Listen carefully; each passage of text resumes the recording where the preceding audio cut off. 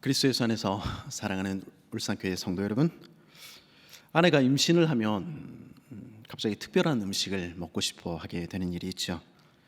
그 옛날 이야기에도 보면은 겨울에 갑자기 산딸기를 먹고 싶어 해서 눈밭을 헤치고 산딸기를 찾았다는 그런 슬픈 남편의 이야기가 전해 오지 않습니까? 그런 얘기 없습니까? 사실은 아내가 아니고 병든 어머니였고 효자 이야기였습니다. 아무튼 그렇습니다. 첫 아이를 임신했을 무렵 제 아내가 한밤중에 고이 잠들어 있는 저를 흔들어 깨웠습니다. 그러더니 말했습니다. 여보, 나 먹고 싶은 게 있어요. 뭔데? 나 교회 김치가 먹고 싶어요.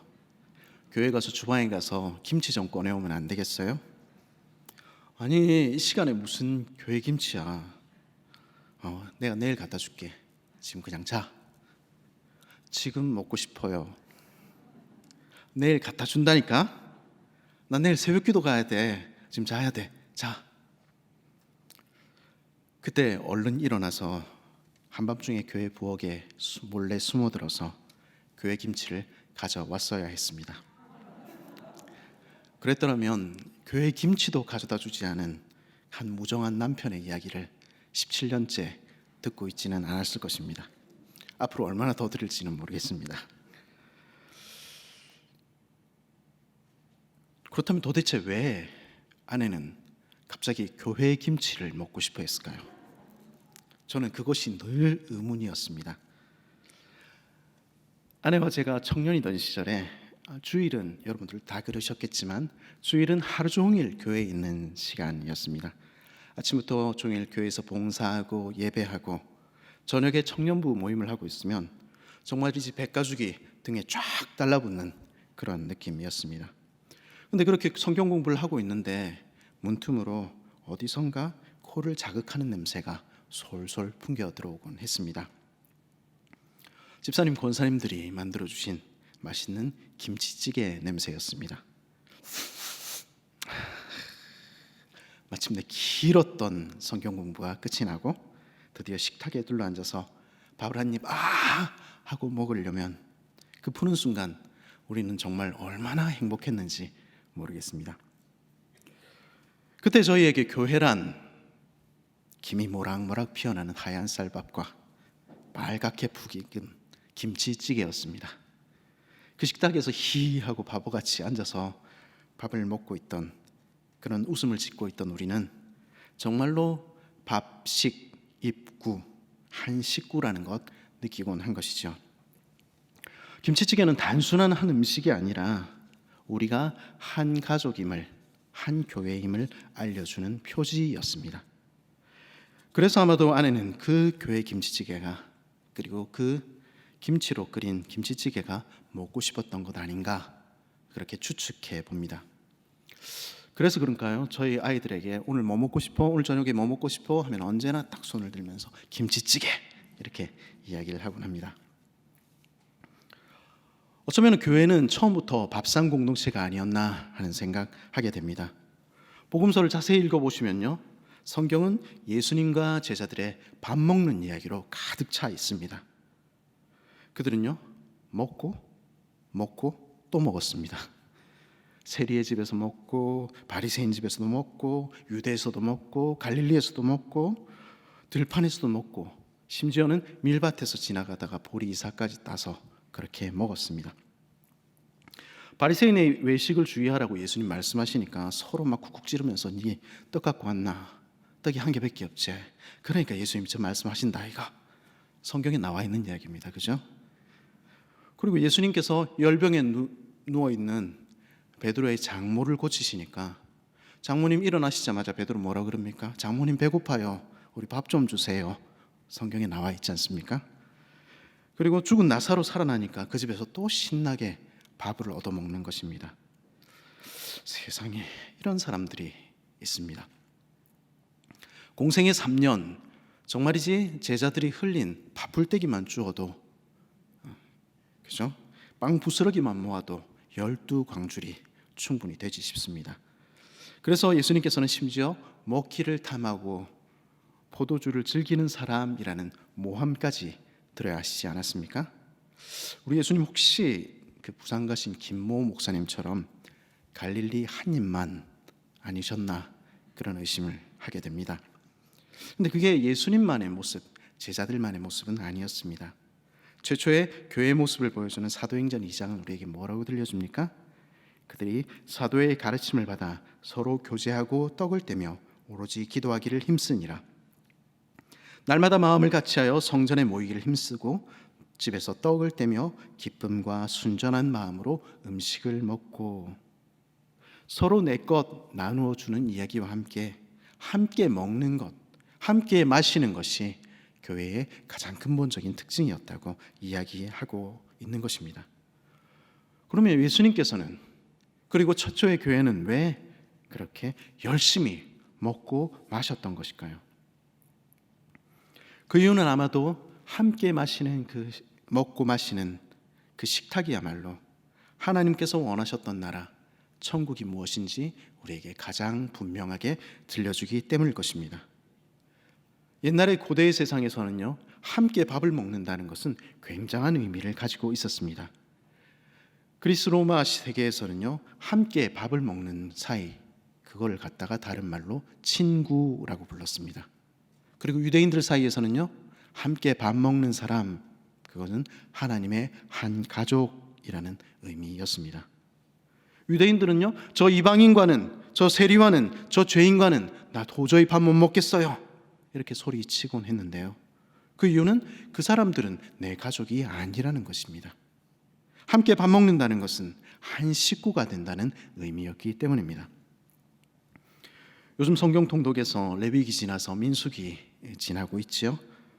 모세오경은 구약에서 예배하는 모습이 어땠는지 우리에게 들려주고 있는데요, 구약의 대부분의 예배는 하나님께 올려드리는 번제와 함께 우리가 서로 먹고 마시는, 서로 나누는 화목제로 구성되어 있었습니다. 샬롬 이렇게 부르죠. 같이 먹는 화목제입니다. 오직 너희의 하나님 여호와께서 자기의 이름을 두시려고 너희 모든 지파 중에서 택하신 곳인 그 계실 곳으로 찾아 나아가서 너희의 번제와 너희 제물과 너희 11조와 너희 손의 거제와 너희의 서원제와 낙헌 제물과 너희의 소와 양의 처음 난 것들을 너희는 그리로 가져다가 드리고, 거기 곧 너희 하나님 여호와 앞에서 먹고 너희 하나님 여호와께서 너희의 손으로 수고한 일에 복을 주심으로 말미암아 너희와 너희 가족이 즐거워할지니라. 교회는요, 처음부터 밥상 공동체, 하나님의 식구, 하나님의 가족이었습니다. 연세 드신 아버지들 보면 언제가 제일 기쁩니까? 자기 식구들, 자기 자녀들이 다 같이 우리 설 명절 같은 때 모여가지고 함께 밥 먹는 거 보면 진짜 보는 것만 해도, 누구 먹는 거 보기만 해도 내 배부르다 이렇게 말씀하시지 않습니까? 우리 하나님 역시 마찬가지셨던 것 같습니다. 하나님의 온 식구들이 화목하게 둘러 앉아서 먹고 마시는 것, 그거 보시는 것만으로도 가장 기뻐하신 것입니다. 하나님께서는요, 그 함께하는 식탁을 통해서 교회가 무엇인지, 하나님의 나라가 무엇인지 우리에게 보여주고 싶으셨던 것입니다. 그래서 그 사람들은 먹고 또 먹은 것입니다. 그런데 오늘 말씀 보니까 예수님께서 이렇게 말씀하십니다. 이르시되 내가 고난을 받기 전에 너희와 함께 이 유월절 먹기를 원하고 또 원하였노라. 세상에, 예수님 그렇게 많이 드셔놓고 또 원하고 또 원하셨다. 그러시더니 정작 식사 중에는요, 나 이제 유월절 안 먹을 거야 이렇게 이야기하시는 겁니다. 내가 너희에게 이르노니 이 유월절이 하나님의 나라에서 이루기까지 다시 먹지 아니하리라 하시고, 그러더니 잔을 받아 감사의 기도를 드리시고 나서는 이렇게 말씀하십니다. 너희끼리 마셔라, 나는 안 마실게. 이에 잔을 받으사 감사 기도하시고 이르시되 이것을 갖다가 너희끼리 나누라. 내가 너희에게 이르노니 내가 이제부터 하나님의 나라가 임할 때까지 포도나무에서 난 것을 다시 마시지 아니하리라 하시고, 그리고는 19, 20절에서 그 유명한 성찬 제정의 말씀을 주시는 것입니다. 아니, 이 성찬 제정의 말씀은 알겠는데 15절에서 18절까지 이르는 기다리셨는데 먹지 않겠다는 것은 뭐며 또 마시지 않겠다는 것은 뭔지 도무지 수수께끼처럼 들리는 것입니다. 왜 굳이 이런 말씀을 하셨을까 싶은 것이죠. 그리고 뒤에 갑자기 뜬금없이 가룟 유다의 배신 이야기를 집어넣으시고요.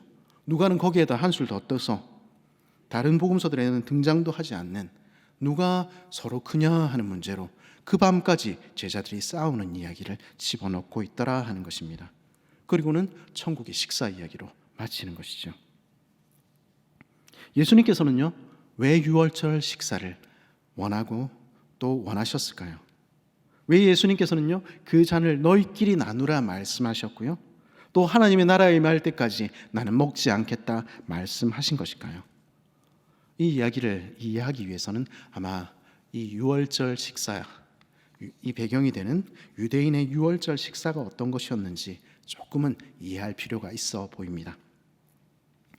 유월절 절기를 명시한 출애굽기 12장은요, 유월절 어린 양과 무교병 그리고 쓴 나물에 대해서 알려줍니다. 그러던 것이 예수님의 시대쯤 이르면, 유대주의가 형성되던 그 시기와 그 이후에 이르면 네 잔의 포도주를 중심으로 한 유월절을 지키는 것으로 발전되어 갔습니다.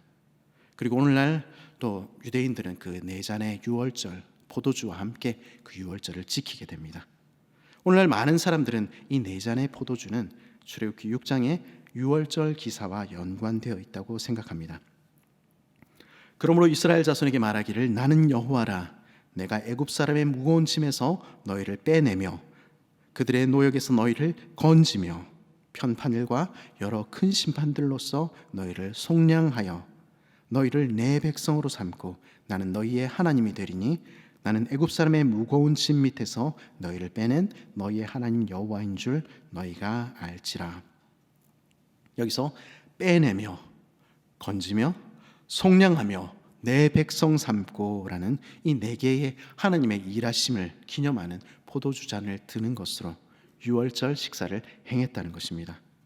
각각의 순서와 의미에 대해서는 다양한 설명이 있지만 대체로 이렇게 설명을 드릴 수 있을 것 같습니다. 첫 번째 포도주 잔은요, 빼내며라는 말씀을 근거로 하여 드리는 출애굽을 축하하는 그 축복의 잔이었습니다. 동시에 그것은 우리는 이 세상과는 다른 하나님의 백성이라는 것을 의미하는 성별의 잔이기도 했습니다. 그러니까 구원받은 하나님의 백성들만 그 잔에 참여할 수 있었던 것이죠. 그래서 이 첫 잔이 들어오면 사람들은 손을 씻어 성결하게 하며 하나님 앞에 거룩하게 하며, 그리고는 비스듬히 이렇게 누워서 이렇게 새 생명을 상징하는 야채를 이집트에서의 눈물을 상징하는 소금물에 이렇게 찍어가지고 입으로 가져다가 먹었습니다. 그 후에 그 첫 번째 잔을 마신 것이지요. 그리고 이제 두 번째 잔을 가지고 들어오게 됩니다. 이 두 번째 잔은요, 건지며라는 말씀과 연관된 잔으로서요, 구원의 잔입니다. 그런데 이 구원의 잔에는 또 다른 이름이 있었는데요, 그것은 진노와 재앙의 잔이었습니다. 출애굽 당시에 죽어야 했던, 하나님의 심판을 받아야 했던 우리를 기억하는 그러한 잔이었습니다. 이때 아이들과 이제 이야기를 나누게 되는데요, 그 집에서 제일 막내 아이가 이제 네 가지 질문을 형들과 가족들에게 던지게 됩니다. 왜 오늘 밤에는 딱딱하고 맛없는 무교복만 먹어야 돼요? 이렇게 질문하는 것이죠. 그러면 애굽을 탈출하던 그 밤에 우리는 빵이 부풀기를 기다릴 수도 없었어. 그 밤에 하나님께서는 그렇게 우리를 구원해내신 거야. 들려주는 것입니다. 왜 오늘 밤에는 맛없는 쓴 나물만 먹어야 돼요? 아이가 물으면 우리 조상들이 애굽에서 했던 그 종살이, 그 쓴 삶을 기억하기 위해 우린 쓴 나물만 먹는 거야. 이렇게 이야기해 주는 것이죠. 왜 오늘 밤에는 음식을 두 번이나 찍어서 먹어요? 새 생명을 상징하는 야채를 소금물에 찍어 먹는 것은 우리의 눈물을 감사로 바꾸시는 하나님을 찬양하기 위한 거야. 그리고 쓴 나물을 찍어 먹는 것, 달콤한 소스에 찍어 먹는 것은 우리의 비통과 고통의 짐을 달콤한 것으로 바꾸시는 그 하나님을 찬양하는 의미가 있어. 왜 오늘 밤에는 우리 앉아서 안 먹고 왕처럼 이렇게 비스듬히 누워서 이렇게 밥을 먹어요? 옛적에 우리가 종이었을 때 우리는 서서 밥을 먹어야 했었어. 하지만 하나님께서 그런 우리를 자유케 하셔서 우리는 이제 왕처럼 비스듬히 누워서 밥 먹는 사람들, 자유인 되었어, 이렇게 이야기를 들려주는 것이죠. 이런 하가다, 이해는 이야기를 하가다라고 부르는데요, 하가다를 통해서 아이들은 유월절의 이야기를 재현하면서 그 의미를 새기는 것입니다. 때로는 사람들은 이 새끼손가락으로 이 잔에 포도주를 찍어서 10개의 점을 찍으며 하나 찍을 때마다 첫 번째 재앙은 어떤 것이었지, 두 번째 재앙은 어떤 것이었지, 이러면서 10개의 점을 찍으면서 하나님의 구원 이야기를 하기도 했었습니다. 그리고 두 번째 잔을 마시는 것이죠. 그리고 이제 식사가 진행되는데요, 식사에 앞서서는 이렇게 딱딱한 무교병을, 그 이스트가 하나도 안 들었으니까 굉장히 딱딱한 빵이죠. 우리 크래커 생각하시면 좋을 것 같아요. 그걸 들고 하나님 앞에 감사의 기도를 드린 다음에 이렇게 들어서 이렇게 툭 하고 절반으로 분지릅니다. 그리고는 그 부러진 무교병을 쓴 나물과 함께 먹었습니다. 그리고 나면 이제 맛있는 어린 양 다리 뭐 이런 걸로 된 유월절 식사를 하는 것이죠. 식사 후에 세 번째 잔이 이제 들어옵니다. 이 잔은 속량하며라는 구절과 연관된 구속의 잔이며 동시에 축복의 잔입니다. 유월절에 음식을 주신 하나님, 우리에게 땅을 주시고 예루살렘을 주시고 하나님 백성 만들어 주신 그 하나님께 감사하는 잔인 동시에 무엇보다도 우리를 구원하시겠다고 하신 그 하나님을 약속을 기억하는 그는 약속의 잔이기도 했습니다. 마지막으로 주어지는 네 번째 잔은요, 너희를 내 백성 삼고 나는 너희의 하나님이 되리니 라는 말씀에 반응하는 찬미의 잔, 찬송의 잔이었습니다. 이 잔을 마신 후에 사람들은 시편의 할렐루야 찬양을 불렀는데요, 하나님의 나라가 임할 때 그곳에서 우리가 부를 그 천국의 노래를 이 땅에서 부른다는 그런 의미를 가졌던 것입니다. 그런데 이런 네 개의 잔과 함께 드려지는 유월절 식사에는요, 하나님의 구원을 대망하는 의미가 담기기도 했습니다. 세 번째 잔과 네 번째 잔 사이에 먹지는 않는 잔이 하나 놓이게 됩니다. 그것을 사람들은 엘리야의 잔이라고 부르는데요, 그 엘리야의 잔을 준비하고 문을 열어놓고 기다립니다. 하나님께서 약속하신 엘리야가 와서 그리고 메시아가 오셔서 우리를 구원해 주십시오 하는 그 대망을 담은 것이죠. 그 대망을 담으면서 그들은 이렇게 묻고 이렇게 대답했습니다. 당신은 어디에서 오는 길입니까? 우리는 지금 어디로부터 오는 길입니까? 저는 애굽 땅 종되었던 집으로부터 나와서 걸어가고 있습니다. 당신은 지금 어디로 가고 있습니까? 저는 예루살렘을 향해서 지금 걸어가고 있는 중입니다. 우리 모두는 광야의 노정 가운데 놓여 있다는 것입니다. 이런 문답 속에 나타난 것은 예루살렘으로 가는 순례자들의 모습입니다. 순례자인 유대인들은 지금 고통스럽고 힘든 삶 속에서도 내년 유월절은 예루살렘에서 이렇게 말하면서 그들의 유월절 식사를 마치곤 했습니다. 우리가 지금 걷고 있는 이 길 무사히 마치고 모두들 예루살렘에서 그곳에서 함께 찬양하자고, 그렇게 만날 수 있기를 바란다고 서로 격려하며 그들의 믿음의 길을 걸어갔던 것입니다. 그것이 유대인들의 유월절이었습니다. 예수님의 이 밤의 유월절 식사는요, 이 유대인들의 유월절 식사를 배경으로 하고 있습니다. 그들이 지켰던 유월절을 배경으로 해서 그 유월절의 진정한 의미가 무엇인지 다시 밝히시고 그들이 오해하고 있던 부분을 수정하시며, 그리고 예수님이, 그들과 함께 계신 예수님이 누구신지, 그리고 그분이 우리에게 원하시는 것이 무엇인지 분명히 드러내신 것입니다. 오늘 본문의 14절과 15절은 이렇게 시작합니다. 때가 이르매 예수께서 사도들과 함께 앉으사 이르시되 내가 고난을 받기 전에 너희와 함께 이 유월절 먹기를 원하고 원하였노라. 예수님께서는 이제 때가 이르렀다고 선언하신 것입니다. 이제 예수님의 유월절, 우리들의 유월절이 시작되었다는 것입니다. 우리가 조금 앞으로 돌아가서 누가복음 9장을 보면요, 모세와 엘리야가 나타나죠. 그들이 영광 중에 나타나서 장차 예수께서 예루살렘에서 별세하실 것을 서로 말했다고 이야기해 줍니다. 우리가 이미 들어왔듯이 이 별세라는 말은 헬라어와 영어로는 똑같은데요, 엑소더스, 실은 출애굽이라는 말입니다. 예수님께서는 그 영광스러운 출애굽을 이루시기 위해서 힘차게 예루살렘을 향해 걸어오셨습니다. 그리고 이제 때가 이르렀습니다. 이제 출애굽의 전날 밤, 유월절 밤이 이른 것입니다. 이제 날이 밝으면 유월절 어린 양이 끌려가 십자가에서 죽임을 당할 것입니다. 그 유월절이 시작되는 그 밤의 첫머리에서 우리 주님은 소리치신 것입니다. 내가 고난을 받기 전에 너희와 함께 이 유월절 먹기를 원하고 또 원하였노라. 왜냐하면 이제 여호와의 유월절이, 하나님의 그 위대한 구원의 역사가 시작되는 전날 밤이기 때문입니다. 그 일을 위해서 우리 주님 오셨기 때문입니다. 그리고 이 밤에 제자들에게 꼭 들려줘야 할 이야기가 있으셨기 때문입니다. 그 유월절 식사에서 예수님께서는 그 잔을 드시고 이렇게 말씀하셨습니다. 이에 잔을 받으사 감사 기도하시고 이르시되 이것을 갖다가 너희끼리 나누라. 많은 학자들은 이 잔이 감사와 찬양의 첫 번째 아니면 세 번째 잔이 아니었을까 그렇게 추론하곤 합니다. 감사 기도라는 말 때문이죠.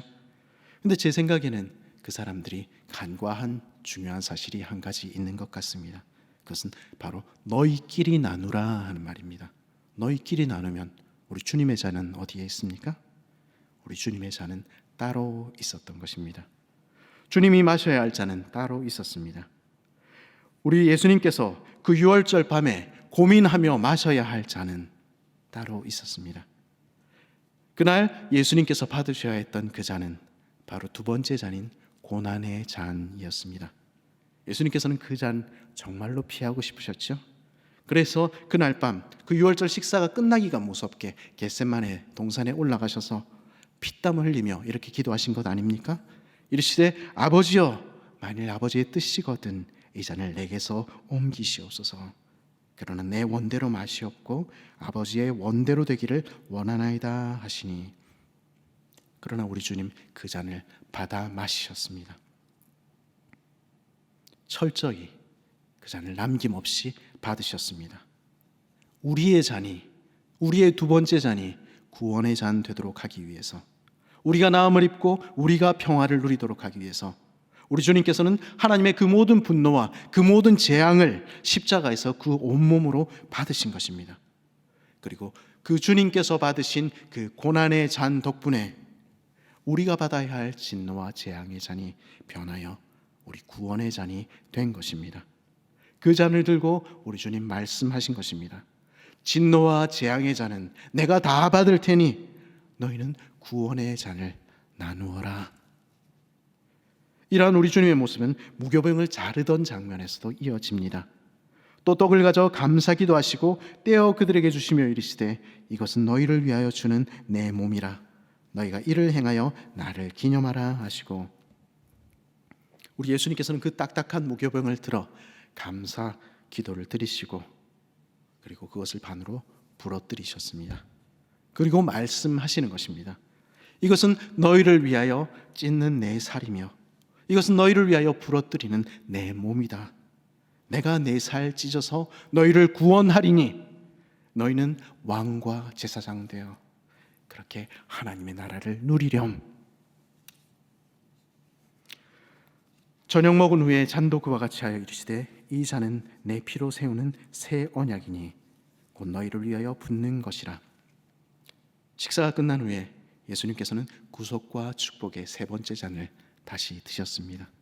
그리고 거기에다 새로운 의미를 부여하셨습니다. 이 잔은 내 피로 흘리는, 내 피로 세우는 새 언약이다 말씀하신 것입니다. 새 언약에 대해서 처음으로 우리에게 들려주었던 예레미야는 그 새 언약을 이렇게 노래했습니다. 그러나 그날 후에 내가 이스라엘 집과 맺을 언약은 이러하니 곧 내가 나의 법을 그들의 속에 두며 그들의 마음에 기록하여 나는 그들의 하나님이 되고 그들은 내 백성이 될 것이라. 여호와의 말씀이라. 우리 주님께서 우리에게 약속하신 새 언약은 주님의 피를 주심으로 우리 마음속에, 우리 속에 성령을 부어주시겠다는 약속이었습니다. 그래서 그 성령의 법 때문에 우리는 하나님의 백성 되고 하나님은 우리 아버지가 되시는 그런 새로운 언약을 체결하신 것입니다. 우리가 하나님의 사랑받는 자, 하나님의 자녀가 될 뿐 아니라 우리 한 사람 한 사람이 그렇게 될 뿐 아니라 우리 모두가 하나님의 가족으로 새롭게 태어나게 하신 것입니다. 그것이 우리 주님께서 맺으신 새 언약입니다. 그 새 언약을 통해서 우리 주님 참으로 바라시던 것은 이제 구원받은 너희들이 한 가족 되는 것이었습니다. 우리는 이제 그 새 언약이 이루어져서 약속대로 성령님께서 오시고 하나님 앞에서 함께 먹고 마시는 하나님의 가족인 교회가 탄생한 것 보고 있습니다. 그러므로 우리 한 사람 한 사람은 누가 뭐라 그래도 하나님의 사랑받는 딸과 하나님의 사랑받는 아들들입니다. 그런 우리가 모인 교회는 하나님의 식탁에서 함께 떡을 떼며 함께 잔을 나누는 하나님의 가족입니다. 그러기에 우리는 아까 찬양했었지요? 노래했었지요? 한 상에 둘러서 먹고 마셔 여기가 우리의 낙원이라. 주님의 식구, 하나님의 가족 되도록 만드시기 위해서 우리 주님께서 피를 흘리셨고 그리고 새 언약을 맺으신 것입니다. 우리 주님께서는 우리에게 말씀하시는 것입니다. 내 피로 새 언약 세웠으니 너희는 하나님의 한 가족 그리고 하나님의 교회가 되어 서로 사랑해 주지 않겠니? 그 교회에 세우시기 위해서 우리 주님께서는 유월절 어린 양 되어 돌아가신 것입니다. 그러나 우리는 교회가 될 수 있을까요? 이 땅의 교회는 어떠합니까? 누가는 이 대목에서 의도적으로 유다의 배신 사건을 집어넣고 있는 것 같습니다. 그러나 보라, 나를 파는 자의 손이 나와 함께 상위에 있도다. 하나님의 식탁에, 주님의 식탁에도 하나님의 가족이라 불리는 그들 중에도 배신자가 있을 수 있다는 것입니다. 가룟 유다가 그랬듯이 쓴뿌리 가운데 있는 그들은 오늘도 이 하나님의 식탁 공동체를 망치고 이 거룩한 사귐을 해치려 들 수 있다는 것입니다. 또한 우리 주님의 식탁에 앉아서 먹고 마시는 우리 중에는 연약하여 실족하는 자들이 있고요, 진리에서 떠나 미혹되는 자들 역시 존재한다는 것입니다. 그것이 우리의 이 땅의 공동체들입니다. 그리고 그런 모습 보다 보면은, 진리에서 떠나 미혹된 자들 보다 보면은 정말로 우리 모두가 그 나라까지 무사히 갈 수 있을까? 우리의 구원은 정말로 확실할까? 그런 생각도 하게 되는 것입니다. 누가 장담할 수 있어? 이렇게 이야기할 수 있는 것이죠. 그것이 오늘의 교회, 우리 주님이 가장 사랑하시는 우리 교회의 모습입니다. 교회는 언제든지 구원에 이르지 못할 그러한 위험에 놓인 것처럼 보이는 것입니다. 그런가 하면요, 오늘 우리의 교회는 오늘 그 생명인, 교회의 생명인 가족됨을 잃어버릴 위험에 놓여 있기도 합니다. 이 대목에서 누가는 의도적으로 주님의 공동체 식구들 사이에 일어난 다툼의 이야기를 여기 집어넣고 있는 것 같습니다. 또 그들 사이에 그중 누가 크냐 하는 다툼이 난지라. 하나님의 가족이라 불리는 우리가, 하나님의 식탁에서 먹는 우리가, 서로 사랑해야 할 우리가 누가 크냐 견주며 서로 질시하며 원망하는 모습 보이게 되기도 하더라는 것입니다. 세상과 조금도 다르지 않은 모습으로 내가 더 낫다고 소리치며 서로 물고 먹다가 피차 멸망할 위험에 처해 있기도 한 것입니다. 그것이 이 땅에 하나님의 백성이라 불리는 사람들의 실체 아닙니까? 우리는 그 모습을 우리가 아침마다 묵상하는 야곱의 12 아들들에게서 보지 않았습니까? 광야의 이스라엘에게서 보지 않았습니까? 그리고 그 모습을 우리 안에서도, 우리 주변에서도 보지 않습니까? 그리하여 결국은 하나님의 가족됨을 잃어버리고 광야에서 망하여 죽을 위험에 있는 것이 우리들 이 땅의 교회의 모습입니다. 더 나아가 교회는 더 비참한 처지에 빠지기도 합니다.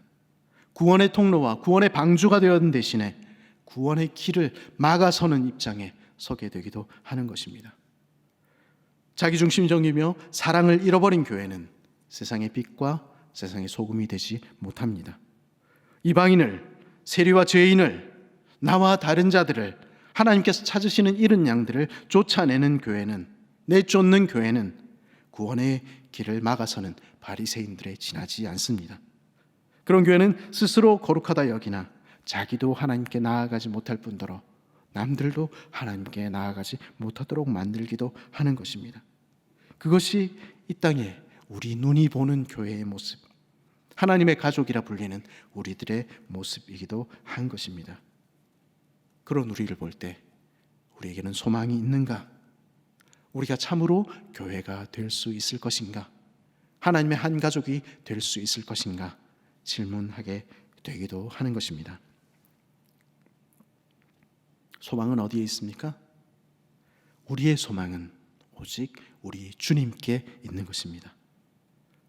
우리가 나누는 이 성찬, 떡과 잔을 제정하시며 우리 주님께서는 말씀하셨죠. 내가 너희에게 이르노니 이 유월절이 하나님 나라에서 이루기까지 다시 먹지 아니하리라 하시고, 이제 시작된 유월절은, 이 위대한 하나님의 구원 역사는 우리의 부족함에도 불구하고 결코 중단되지 않을 것입니다. 우리가 떼는 떡은, 우리가 마시는 잔은 그 증표입니다. 우리 주님께서는 기필코 우리를 구원하셔서 그 나라에 이르게 하실 것입니다. 우리가 그 나라에서 함께 유월절을 먹기까지 우리 주님은 결코 먹지 아니하시고 결코 마시지 아니하시며 결코 쉬지 아니하시며 우리 구원의 역사를 이루어 마침내 그 나라에 이르게 하실 것입니다. 그분께 우리의 소망이 있는 것입니다. 그리고 우리 주님께 소망이 있는 것입니다. 우리 안에 성령을 불어넣으시고 새 언약을 맺으신 우리 주님께 소망이 있는 것입니다. 그분이 함께 떡을 떼고 함께 잔을 나누는 우리를 참 하나님의 가족으로 빚어 가실 것입니다. 서로 높아져 가려고 하는 우리에게 끝까지 죽기까지 낮아지신, 죽기까지 섬기신 예수 그리스도의 모습을 보게 하시고, 그리고 우리 안에 그리스도의 형상을 이루어 가실 것입니다. 그래야 기필코 우리를 하나님의 가족으로 만들어내시고야 마실 것입니다. 하나님의 나라가 임할 때까지 결코 마시지 않으시는 주님, 그분이 우리를 교회로 빚어가시며 우리 안에서 하나님의 나라를 이루어 가시는 것입니다. 이 땅에서 우리가 나누는 떡과 잔은 그 소망이, 우리가 가진 하나님의 백성 되는 그 소망이 산 소망임을 증거해주는 증표인 것입니다. 그리하여 마침내 우리는 한날 하나님의 나라에 이르게 될 것입니다. 그리고 그날 그 잔치의 자리에는 죄인들과 남자와 여자와 종과 자유자, 유대인과 이방인으로부터 불륜받은 하나님의 온 이스라엘의 12지파 중 누구도 빠지지 않을 것입니다. 그리고 그곳에서 우리는 각 나라와 족속, 백성과 방언으로부터 불려나온 수많은 이들이 함께 마지막 할렐루야의 찬양을 부르며 네 번째 잔을 드는 것 보게 될 것입니다. 그날 우리 다시 함께 모여서 먹고 마시며 우리를 구원하신 하나님, 우리를 그 땅에 이르게 하신 하나님, 그 하나님의 놀라운 일하심을, 그 하나님의 영광스러운 출애굽을 힘껏 찬양하게 될 것입니다. 그리하여 너희로 내 나라에 있어 내 상에서 먹고 마시며 또는 보좌에 앉아 이스라엘 12지파를 다스리게 하려 하노라 하시던 우리 주님의 꿈은 이루어질 것입니다. 그것이 오늘 교회된 우리들, 하나님의 가족으로 살아가는 우리들의 마지막 모습, 마지막 결론입니다. 우리 예수님께서는요, 그날을 꿈꾸고 계시는 것입니다. 그리고 우리 예수님께서는요, 그날을 바라고 계시는 것입니다. 그리고 우리 예수님께서는요, 그런 우리 한 사람 한 사람을, 우리 부족하고 죄인인 한 사람 한 사람을 빚어 가시며, 그리고 우리들을 하나님의 가족으로 빚어 가고 계시는 것입니다. 그 약속을 기억하라고, 우리에게 함께 먹고 마시라고 우리 주님 말씀하시는 것입니다. 그 주님께 우리의 모든 소망이 있는 것입니다. 나를 기념하라 말씀하시며 우리 주님께서 우리에게 보이는 말씀인 성찬은, 그리고 그 기원인 유월절은 교회가 어떻게 탄생했는지, 교회가 무엇이며 교회가 무엇이어야 하는지 우리에게 보여줍니다. 교회는 우리를 대신하여 고난의 잔을 받으시고 몸을 찢으신 그리스도 때문에 구원받은 백성들의 모임입니다.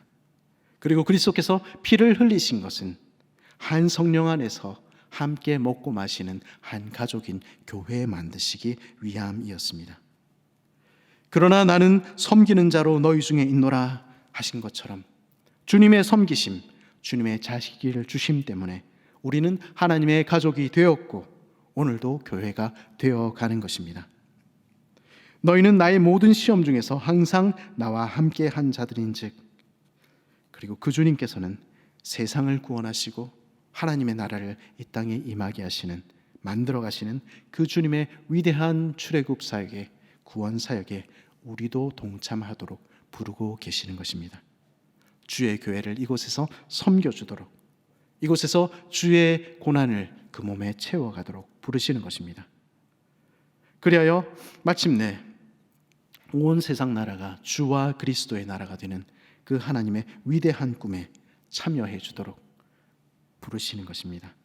이 사실을 깨달은 바울은 이 성찬에 또 다른 의미가 있다고 우리에게 들려줍니다. 너희가 이 떡을 먹으며 이 잔을 마실 때마다 주의 죽으심을 그가 오실 때까지 전하는 것이니라. 우리의 이 식탁에 분명히 있어야 되는데 보이지 않는 이들, 그들도 참여하도록 간구하라고, 그들을 찾으라고 우리 주님 초청하시는 것입니다. 그들도 함께 모두 모여서 한 아버지 앞에서 누리는 그 큰 명절 오도록 간구하라고, 그 일을 위해서 주님처럼 섬기며 주님처럼 자신을 드리라고 우리 주님 가르치시는 것입니다. 우리가 함께 다시 먹을 때까지 우리는 아직 기대어서 먹고 마실 때가 아닙니다. 우리에게 소망이 되신 주님께서는 우리에게 소명도 주시는 것입니다. 하나님의 나라가 올 때까지, 우리의 식탁이 하나님의 나라에서 완성될 때까지, 이스라엘의 12지파가 함께 앉아 식사하는 그날까지 지금 이곳에서 우리 주님이 그러하셨듯이 우리도 섬기며 우리도 고난받으며 우리도 천국을 이루어 가라고 부탁하시는 것입니다.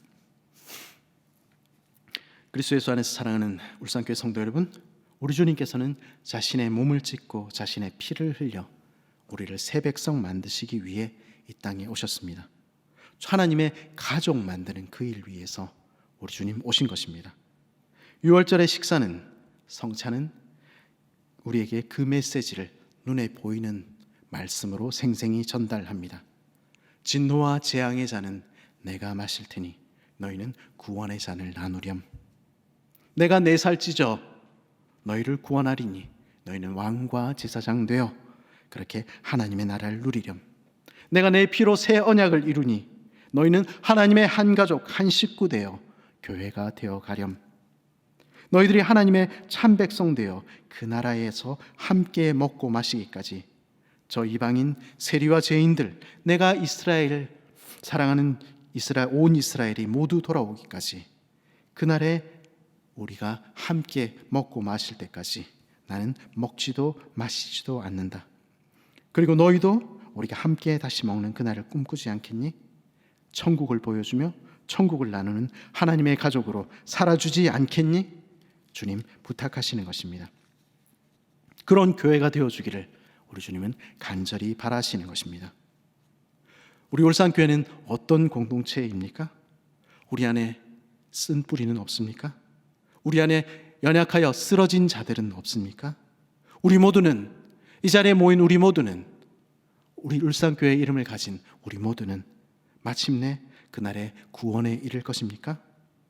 서로 격려하고 돌아보며 그날을 대망하며 그렇게 함께 걸어가는 공동체가 되어야 하는 것입니다. 우리 울산교회는 어떤 공동체입니까? 서로 사랑하는 공동체입니까? 그래서 아무 사이도 아닌 서로를 향해서 형제라 자매라 부르며 함께 먹고 마시는, 그들이 잘 먹고 그들이 잘 마시는지 관심을 갖는 그런 가족들입니까? 네, 과연 그렇습니다. 이 공동체 속에서 아무 사이도 아니었던 저와 여러분은 한 가족이 되었고, 그리고 저와 제 가족들은 여러분의 많은 사랑 받으며 지내왔었습니다. 그것 얼마나 감사한 일인지요. 그러나 더욱 바라기는 이러한 사랑이 내가 좋아하고 나와 마음 맞는 그런 사람들 사이에서만 아니라 우리 교회 구석구석까지 차고 넘치게 되는 것입니다. 그래서 이곳에서 함께 먹고 마시는 하나님의 가족됨을 정말로 풍성히 발견하게 되기를 간절히 바라는 것입니다. 우리 울산교회는 어떤 공동체입니까? 우리 주님의 마음의 소원을 알아서 온 세상이 주께 돌아오는 그날을 위해서 주의 죽으심을 오실 때까지 전하는 그런 공동체로 우리는 서 있습니까? 오늘 주님께서 일하시듯 섬기며 자신을 드리는 공동체로 서 있습니까? 바로 그것 위해서 우리 주님께서 우리를 복산동 울산에 세우신 것입니다. 하나님의 나라가 임하는 그날에 우리 울산교회는 어떤 공동체로 남을 것입니까? 우리는 그날에 천국에서 한상에 둘러서 먹고 마실 그 소망을 분명히 가지고 있습니까? 그래야 이 땅에서 주님의 피와 주님의 살을 나누며 함께 서로 격려하며 그렇게 걸어가고 있습니까? 내년에 예루살렘에서 만납시다. 우리 그날 아침 거기서 꼭 만납시다. 그렇게 인사했던 그 순례자들처럼 우리 그렇게 우리의 순례를 묵묵히 감당하고 있습니까? 우리가 다시 함께 먹을 때까지 서로 돌아보아 함께 구원에 이르는 그런 공동체 되기를, 서로 사랑하는 공동체 되기를, 우리 주님의 소원을 알아서 주의 죽으심을 주님 오실 때까지 전하는 그런 공동체로 남아주기를 간절히 부탁드립니다. 그래야 그날 하늘의 예루살렘 그 식탁에서 우리가 다시 만나 함께 먹을 때 함께 할렐루야로 찬양하며 기쁨으로 우리의 마지막 잔을 들 수 있기를 간절히 바랍니다.